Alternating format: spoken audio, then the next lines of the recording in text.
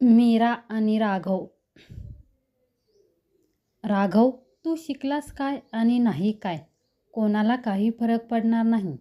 एवढी प्रॉपर्टी आहे, बिझनेस आहे, पैसा आहे. यार, मस्त आरामात आयुष्य जगू शकतोस.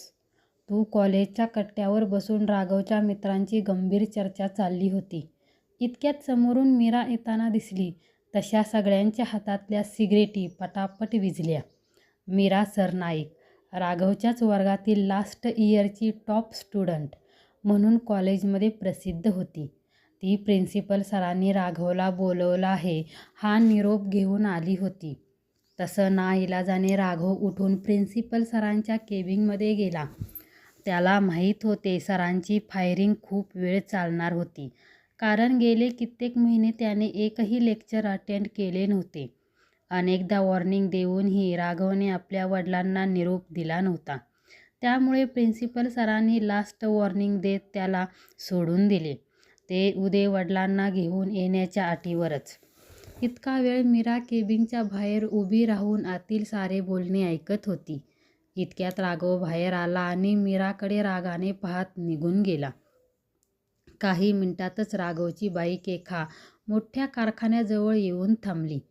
तिथे उभ्या असलेल्या गार्डकडे किल्ली देऊन तो तडकन आपल्या डॅडच्या केबिनमध्ये गेला. तिथे महत्त्वाची मीटिंग सुरू होती. तरी प्रिन्सिपल सरांचा निरोप देऊन तो आपल्या मॉमच्या केबिनमध्ये आला. आज बऱ्याच दिवसांनी तो कंपनीत आला होता. त्याला पाहून मिसेस नुपूर यांनी आपल्या हातातले काम बाजूला ठेवून राघवचे बोलणे शांतपणे ऐकून घेतले. राघवला आपल्या आईचा स्वभाव आवडत होता. ती त्याच्या सगळ्या गोष्टी शांतपणे ऐकून घेत होती. नाहीतर वडील राघवला बोलण्याची एकही संधी सोडत नव्हते. तुझे पप्पा नाही आले तर मी येईन उद्या कॉलेजमध्ये, मिसेस नुपूर राघवला म्हणाल्या. राघवने हसून आईचा हात हातात घेतला. थँक्यू म्हणाला. मिसेस नुपूर राघवकडे एकटक पाहत म्हणाल्या, राघव, उद्यापासून सिगरेट बंद व्हायला हवी. ही लास्ट वॉर्निंग आहे. तुझ्या डॅडला कळलं ना तर काही खरं नाही. पुढचे वाक्य ऐकण्याआधीच राघव केबिनचे दार जोरात लावून बाहेर निघूनही गेला होता. दुसऱ्या दिवशी मिसेस नुपूर घाईघाईने प्रिन्सिपल सरांच्या केबिनमध्ये आल्या आणि पाठोपाठ राघवही. त्यांनी राघवच्या वागण्याबद्दल सांगितलं आणि या राहिलेल्या 2-3 महिन्यात तो सगळा अभ्यास पूर्ण करेल आणि चांगल्या मार्कनी पास होऊन दाखवेल असा शब्दही दिला. शिक्षणानंतर राघवने आपल्या घरचा व्यवसाय सांभाळावा, पुढे चालवावा ही मिसेस नुपूर आणि मिस्टर रेंगे यांची इच्छा असणे अगदी स्वाभाविकच होते. राघवने निदान पदवी तरी चांगल्या मार्कने पूर्ण करावी अशी अपेक्षा होती. साधारण 40च्या वयाची, नाकी डोळी अत्यंत सुंदर, बोलण्यातून झळकणारा आत्मविश्वास, पाठीवर लांब केस आणि अंगावर सिंपल कॉटनची साडी.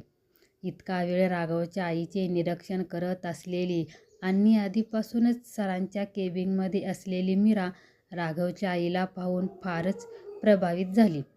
अचानक सरांचे लक्ष मीराकडे गेले तसे सरांनी मीराची मिसेस नुपूरसोबत ओळख करून देत मीराला राघवला अभ्यासासाठी मदत करण्यास सांगितले.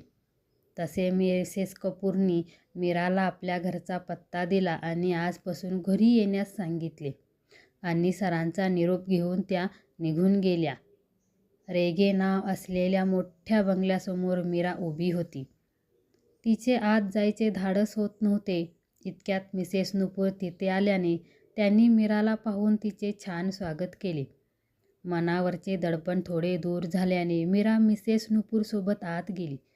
आपल्याला साऱ्या कुटुंबाशी तिची ओळख करून देत ती का आली आहे याची कल्पनाही दिली.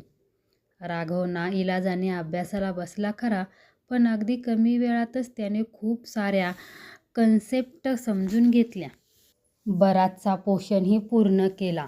मीराचे शिकवणे इतके छान होते त्यामुळे राघवही मनापासून अभ्यासात लक्ष देऊ लागला. हळूहळू मीराची राघवच्या घराच्या साऱ्या मंडळीसोबत ओळख झाली. साऱ्यांचे स्वभाव खूप छान होतेच. तिला खास करून मिसेस नुपूरचा स्वभाव जास्त आवडायचा. मिस्टर रेगे स्वभावाने थोडे कडक होते, पण राघवचा स्वभाव तसा शांत होता.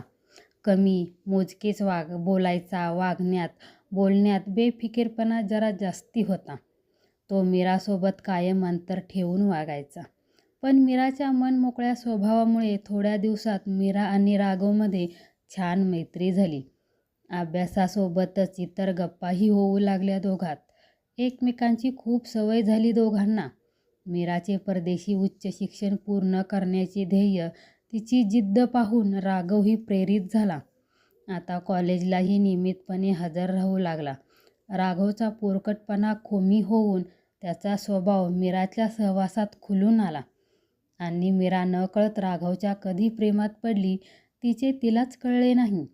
मीरा सदन कुटुंबातील असली तरी राघवशी आपली बरोबरी होऊ शकत नाही हे तिला माहीत होते. रेगे कुटुंब हे शहरातील प्रसिद्ध एक व्यावसायिक होते. योगायोगाने मीरा त्या कुटुंबाशी जोडली गेली होती. राघवविषयी तिच्या मनात निर्माण झालेल्या भावनेमुळे आपली मैत्री तुटू नये म्हणून मीरा राघवपासून थोडं लांब राहण्याचा प्रयत्न करू लागली. शिवाय तिचे परदेशी उच्च शिक्षण पूर्ण करण्याचे, आईवडिलांचे स्वप्न पूर्ण करण्याचे ध्येय होते. त्याकडे दुर्लक्ष होऊ नयेचं नव्हतं तिला. त्यामुळे राघवविषयी वाटणारे प्रेम तिने कधीच व्यक्त केले नाही. फायनली परीक्षा जशी जवळ आली तसे मीराने आपल्या अभ्यासावर लक्ष केंद्रित केले. राघवच्या घरी तिचे येणे जाणे आता कमी झाले होते.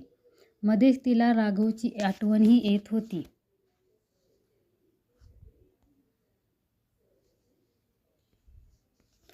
इकडे राघवची अवस्थाही मीरासारखीच होती. मीराचा शांत, प्रसन्न आणि हुशार व्यक्तिमत्व, दुसऱ्याला समजून घेणारा, मन मोकळे स्वभाव यामुळे राघव नकळत तिच्या प्रेमात पडला होता. पण मीराविषयी वाटणारे हे केवळ आकर्षण आहे की प्रेम हे कळत नाही. तोपर्यंत तिच्यासोबत याविषयी काहीही बोलायचे नाही असे ठरवून त्यानेही स्वतःला अभ्यासात गुंतवून घेतले. परीक्षा संपल्या, निकालही जाहीर झाले. अपेक्षेप्रमाणे मीरा कॉलेजमध्ये पहिली आली आणि जेमतेम काठावर पास होणारा राघव 61% मिळवून पास झाला. मिसेस नुपूर आणि मिस्टर रेगे यांनी राघव चांगल्या मार्काने पास झाल्याचे सारे श्रेय मीराला देऊन तिला परदेशी उच्च शिक्षणासाठी जाण्यास तिची मदत केली. राघवला सोडून परदेशी जाणे मीरासाठी अवघड होते.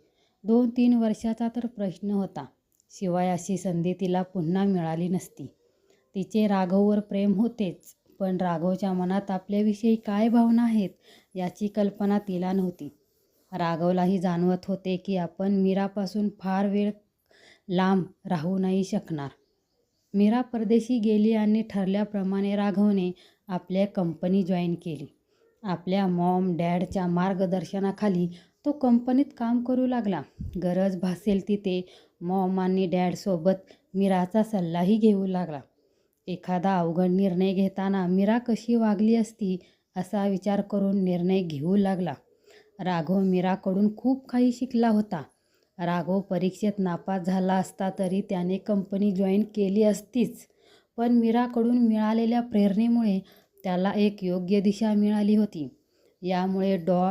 यामुळे मॉम आणि डॅडही खुश होते. आज मीरा इथे असायला हवी होती. हो ना मॉम? एक महत्त्वाची डील फायनल झाल्यावर राघव आपल्या मॉमला म्हणाला. कंपनीत आत्मविश्वासाने वावरणारा, जबाबदारीने काम करणारा, मीराची आठवण काढतोय.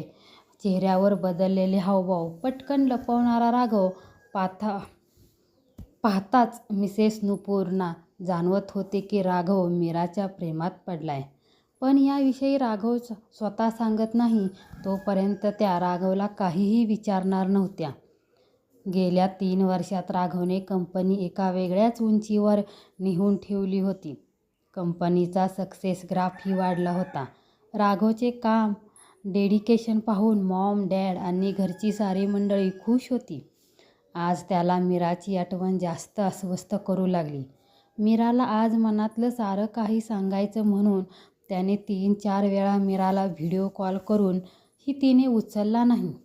मग मनातल्या भावना व्यक्त करण्यासाठी त्याने मीराला एक छानसं पत्र लिहिले. रात्री घरी गेल्यावर अचानक मीराला समोर पाहून राघवला एकदम सरप्राईज मिळाले. परदेशातला अभ्यासक्रम पूर्ण करून मीरा भारतात पुन्हा येणार हे राघवसाठी एक छान सरप्राईज होते मीराचे. मीराला समोर पाहून राघवला खूप आनंद झाला होता. संधी मिळताच कुणाच्या नकळत त्याने लिहिलेले पत्र मीराच्या हाती दिले. मीरा, आज मी जे काही आहे ते केवळ फक्त तुझ्यामुळेच. तू प्रेरणा दिलीस मला, ध्येय दिलेस, माझ्या जीवनाला नवीन दिशा दिलीस.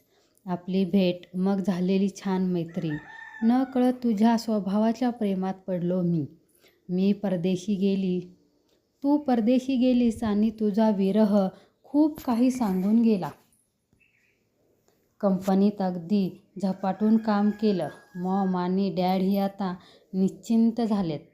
तुझ्या येण्याने माझे आयुष्य खूप बदलून गेलं. अशीच आयुष्यभर साथ देशील मला? फक्त तुझाच राघव. हे वाचून मीराला फार फार आनंद झाला. तिच्यासाठी अनपेक्षित होतं सारं. राघवच्या मनात आपल्याविषयी भावना असेल याचा अंदाजही तिला कधीच आला नव्हता. तिचेही राघववर प्रेम होतेच. तिने कधी ते व्यक्त केले नव्हते इतकेच. दुसऱ्या दिवशी मीराने आपला होकार राघवला कळवला.